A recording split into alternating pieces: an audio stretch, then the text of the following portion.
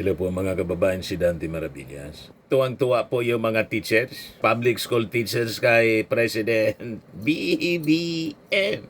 Kasi po, mga kababayan, yung mga hindi nagawa ni Sara nang i-appoint ng ating Pangulong Bongbong Marcos as DepEd Secretary, yung ating Pangulo ngayon ang gumagawa mismo. Pero siyempre, nandyan si DepEd Secretary Sani Angara. Ayan po. Marcos vows to prioritize education as nearly 2,000 teachers promoted. Iyan, tuwang-tuwa po yung mga teachers po. Never itong nangyari sa previous administrations. Kasi nasa full implementation na ng bagong batas, itong tinatawag mga kababayan, na expanded career progression law or ACP. Sabi ng ating Pangulong Bongbong Marcos kanina, doon sa Bulacan, actually pangatlo na po ito, na yung Pangulo nag-attend dito po sa mismong promotion ng ating mga teachers. Hindi niya ako papayag na may teacher na magre-retire na teacher 1 lang. Sabi ng ating Pangulong Bongbong Marcos, grabe po yung palakpakan. Nandoon nag-attend sa Bulacan mga kababayan kasi klinaster yung Pampanga at Bulacan para sa promotion ng mga teachers. Nandoon si GMA, dating Pangulong GMA, hindi po kinamayan ng ating Pangulo. Linampasan. Pero in-acknowledge naman, ewan ko kung nakaligtaan lang ng ating Pangulo o sinadya.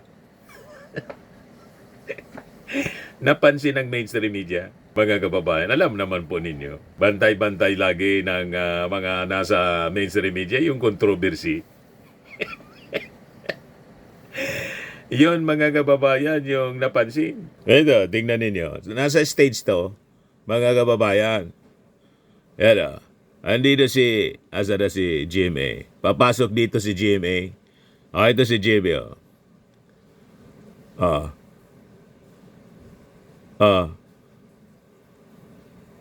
Hindi po ginamayan ng ating Bakit hindi lang na?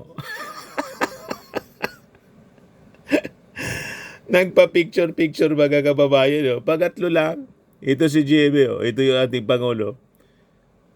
Sabi yan sa report ng inquirer, Ferdinand Marcos and former President Gloria Macapagal-Arroyo skip a handshake as they line up for photo opportunity at the event sa San Jose del Monte, Bulacan, mga kababayan. Kanina lang ito.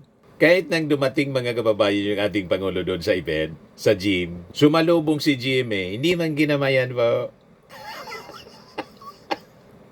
Magkakasihan niya Mr. Maravillas, intensyon ni PBBM na hindi nakamayan kasi alam niyang may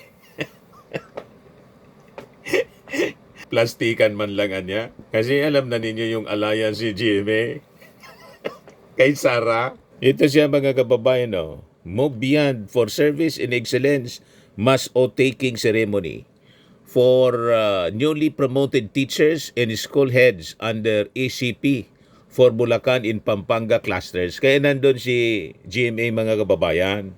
O ito, tingnan ninyo yung ating Pangulong Bongbong Marcos. Pumasok na sa gym. Mamaya, nandyan si GMA. Yan nilampasan lang.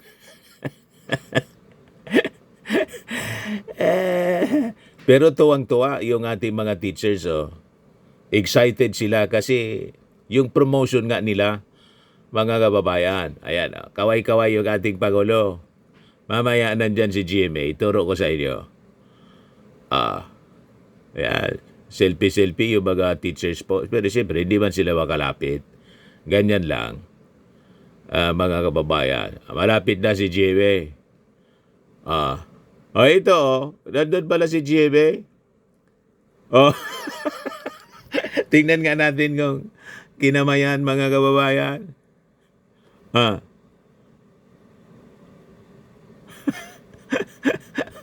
Ulitin natin mga kababayan. Kinamayan man pala para ang bilis lang mga kababayan yung pagkakamay niya kay GMA. Masyadong malamig. Si GMA mismo yung nag-extend niya ang kanyang kamay. Dito.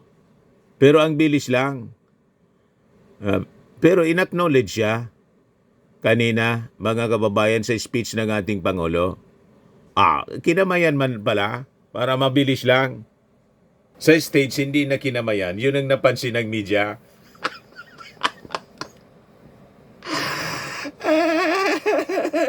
Nag-extend din pala. Mali yung report ng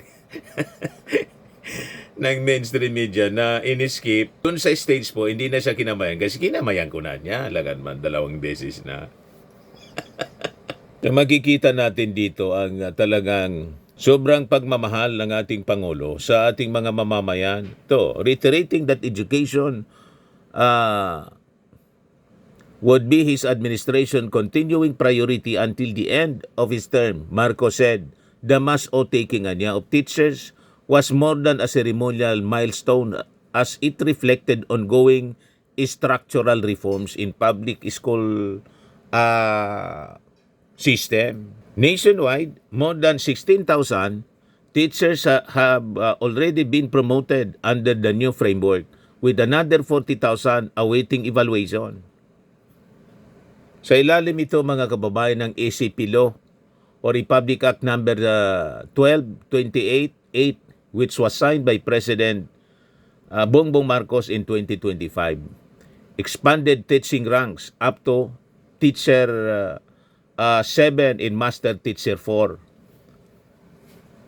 Promotion po ng mga teachers and principal para siyempre pag na-promote, mataas na rin yung sweldo. Nakita ninyo ang grabing pagmamahal ng ating Pangulo sa ating mga mamamayang Filipino, honoring our teachers. Pakinggan natin yung mensahe ng ating Pangulo. Nagkikwentuhan lang kami at sinabi ko napakatagal nila masyadong nagantay at mabuti na lang kayong lahat. Masyadong matagal na nagantay at buti na lang na buo namin itong programa na ito na suporta sa mga guro. Maraming salamat sa kalihim ng ating DepEd, Secretary Sani Angara. Nandito rin po ang dating Pangulo at ngayon ang Second District Representative Gloria Macapagal Arroyo. In-acknowledge po siya. Tapos si San Jose del GMA Monte mismo yung nag-extend ng kamay. Arturo Robes. And the honorable members of the House of Representatives who are here this morning. Bulacan Provincial Governor Dan Fernando, who also deserves our congratulations dahil napakarami ang nabanggit niyang programa na isinasagawa dito sa kanilang lalawigan. Congratulations with that, Gov. San Jose del Monte City, Mayor Rida Robes and the other local government officials. At ang pinakamahalaga at ang pinaka-starring at pinaka-guest of honor dito sa ating samahan ngayong umaga na ito, ang mga bagong promote na teacher at saka school head under the expanded career progression. Palagpakan sila, tuwang-tuwa. Sa mga talumpati na nauna dito, ay marami pong nagpapasalamat sa akin at pinapalakpakan ako. Ay nais kong sabihin sa kanila, maraming salamat sa inyong palakpakan, sa inyong pagsasalamat. Ngunit, ang tunay na dapat natin palakpakan at pasalamatan ay ang ating mga guro dahil sila, para sa akin, ang guro, ang pinaka-hardworking public servant ng atin sa buong pamahalaan. Diba? Magandang umaga po sa inyong lahat. Sila. Personal ko pong gusto kayong makasama sa inyong panunumpa ngayong araw dahil alam ko po na gaano kahalaga para sa inyo ito. This is the third oath-taking of teachers and school heads under the expanded career progressive system. Nauna dun sa amin, sa Ilocos Norte, tapos sa NCR. Ngayon, we are continuing to recognize the journey of the teachers in Bulacan and Pampanga who have shaped the future of our children and in that way are shaping the future of our nation. So today, as you take your oath, you reaffirm the belief that every Filipino child deserves a fair shot at a brighter tomorrow. Bawat lesson plan na ginawa ninyo, bawat karanasan sa silid-aralan na nililikha ninyo, bawat mabuting asal na itinuturo ninyo, doon unti-unting nabubuo ang kumpiyansa at pangarap ng ating mga estudyante. Walang katumbas ang sakripisyo ng ating mga guro. Gumigising madaling araw, bumabiyahe ng malayo. Pagdating sa paaralan, buong araw kayong nakatutok sa mga bata. Pag uwi, magche-check pa kayo ng papel at maghahanda pa para sa susunod na araw. At kapag kailangan ng bayan, nariyan kayo sa presinto tuwing eleksyon, sa komunidad para sa census, sa anumang tungkulin, kailangan gampanan, nandyan ang ating mga guro. Talaga naman, ang serbisyo ninyo sa bayan, hindi lamang ay para sa bayan, hindi lamang sa paaralan. Sa loob ng matagal na panahon, meron sa inyo ang nawalan na ng pag-asa na mapopromote pa. Dahil sa dami ng responsibilidad sa paaralan, sa komunidad, sa pamilya, nawalan na kayo ng oras na makuha ang mga requirement para sa promotion o di kaya ay wala nang aakyatan pa sa inyong organisasyon. Inakala ninyo marahil na mag-re-retire kayong hindi nakakatikim ng ma-promote. Hindi ako papayag na hindi masuklian ang inyong sakripisyo.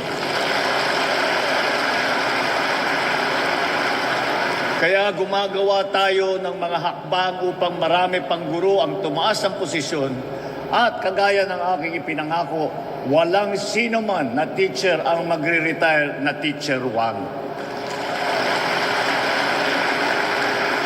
I have always believed that the true measure of a nation's progress is the kind of future that we prepare for our youth. Policies and programs set the direction. But it is through you, our teachers, that these aspirations take root and grow. Kahit ilang laptop, artificial intelligence o ano pang teknolohiya ang gamitin natin, wala pa ring papalit sa pagmamahal, sa malasakit at sa alaga ng ating mga guro sa inyong mga estudyante. You are the ones who teach them the lessons for work and for life, how to care for others, how to be responsible, how to stand with integrity. These are the foundations of a strong society, and they are built day to day in your classrooms. In this age, many of our challenges require discipline, honesty, empathy, values first learned at home and strengthened in your classrooms through your example. Kaya tanyaan ninyo ako na taus-pusong pasalamat. Maraming salamat sa inyong lahat, sa inyong dedikasyon at sa inyong malasakit. That is why our responsibility as a government is to stand beside you, making your profession more sustainable, more dignified, and more rewarding. Kagaya ng aking nasabi sa dati, prioridad natin ang edukasyon hanggang matapos ang administrasyong ito. At bilang patunay, naglaan tayo ng mahigit 1.34 trillion pesos para sa sektor ng edukasyon ngayong taon. Katumbas ito ng higit 4% ng ating buong ekonomiya ay nandyan para sa edukasyon, para suportahan ng guro, para tulungan at alalayan at alagaan ang ating mga kabataan. Alam din natin na sa sobrang dami ng inyong trabaho, minsan nakakalimutan na ninyo kumain o kaya naman lagi kayong puyat. Kadalasan, nawawalan na kayo ng panahon para tingnan ng lagay ng inyong kalusugan. Kaya inilunsad natin ang Yaman ng Kalusugan Program o yung Yakap Karaban. At sa programang ito, ang serbisyong medikal ay ang lalapit na sa inyo. May libreng, kasama po dyan ang libreng laboratory test, na mga urinalysis, blood work, konsultasyon, gamot, at pagsusuri ng inyong vital signs. Tiniyak din namin na naipamahagi ang Service Recognition Incentive para sa nakaraang taon. Nagdagdag din tayo ng 7.37 billion pesos para makatanggap ng benepisyo ang lahat ng kwalipikadong guro. Bukod pa rito, naibigay na rin ang 10,000 teaching allowance para sa school year 2025 at 2026. Pati na rin ang 7,000 pisong medical allowance simula noong 2025. Patuloy din natin pinalalawak ang oportunidad para sa promosyon ng mga guro sa pamamagitan ng pagbubukas ng mas maraming senior position. After all, when our teachers are supported, our students are better served, and our nation moves forward with greater confidence. As you assume a new position today, I hope you carry with you the faces of the students who look up to you, the parents who entrust their children to your care, and the communities that believe in the difference that you make in their lives every single day. Teach not only knowledge, but empathy, not only skills, but character. Because long after the lessons are over, what your students will remember most is how you made them believe in themselves. And that, more than anything else, is how a nation is truly transformed. Congratulations po sa inyong lahat. Maraming salamat at mabuhay ang ating mga guro. Mabuhay ang bagong Pilipinas. Yan ang Pangulo. Kita ninyo ang brilliance niya sa pagsasalita. Malayo si Sara na full-time na ngayon sa kampanya. Ang layo-layo pa yung ng eleksyon, mga kababayan. Full-time na siya ngayon sa kampanya. Yan o. Puro na eleksyon yung nasa isip ng kampo ng mga DDS. Partido Reforma, back Sara Marcolita ticket and 22 state polls. Yan ang mga balita. Politika na, mga kababayan. Paano na niya Mr. Maravillas si Amy Marcos? Ayaw man ang mga DDS kay Amy. Gusto nila si Marcolita, kung hindi si katandem, si Robin Padilla. O, di ba? Ayan lang mga kababayan yung short video natin ngayon. Ako po si Dante Maravillas. Bye-bye. God bless.